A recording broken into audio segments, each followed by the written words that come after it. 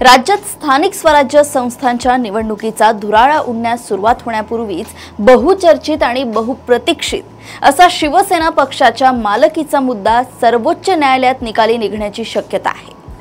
सर्वोच्च न्यायालयाने या प्रकरणाच्या सुनावणीसाठी 12 नोव्हेंबरची तारीख निश्चित केली आहे।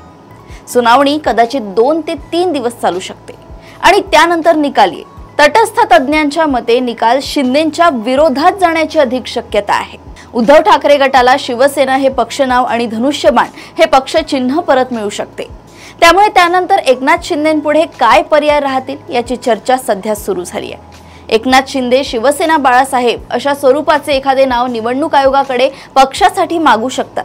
कदाचित सध्या उद्धव ठाकरेंकडे असलेले मशाल चिन्ह शिंदे गटाला मिळू शकते, परंतु हातातून धनुष्यबाण गेल्यावर शिंदेंची ताकद तितकीच राहील का ही शंका आहे। धनुष्यबाण हे चिन्ह आणि शिवसेना हे पक्षनाव मिळाल्यावर उद्धव ठाकरे अधिक आक्रमक होतील। त्यातल्या त्यात सध्या त्यांना राज ठाकरेंचीही साथ मिळत आहे। त्यामुळे उद्धव ठाकरेंच्या झंझावातापुढे एकनाथ शिंदे कितपत टिकू शकतील हा एक प्रश्नच आहे। शिंदेंपुढे असलेल्या दुसऱ्या एका पर्यायाचीही चर्चा सध्या सुरू आहे आणि तो म्हणजे आपला पक्ष विसर्जित करून भाजपमध्ये विलीन होणे। सध्या मंत्रिपदावर असलेले आमदार आणि सोबतीला अजून काही आमदार घेऊन शिंदे भाजपमध्ये जाऊ शकतात, परंतु शिंदेंसोबतचे सगळेच आमदार भाजपमध्ये जातील असं वाटत नाही। कदाचित भाजप देखील सगळ्यांनाच सरसकट प्रवेश देणार नाही।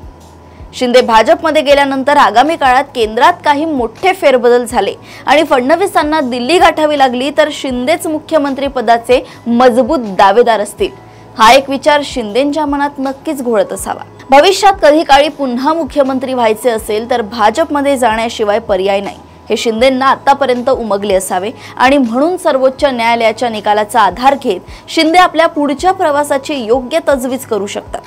तात्पर्य पक्षावरील संकट शिंदेंसाठी एक संधी देखील ठरू शकते। अशाच राजकीय घडामोडी मी ऐश्वर्या शिंदे आपल्यापर्यंत आणतच राहीन। तोपर्यंत तुम्ही बघत राहा देशोन्नती। नमस्कार।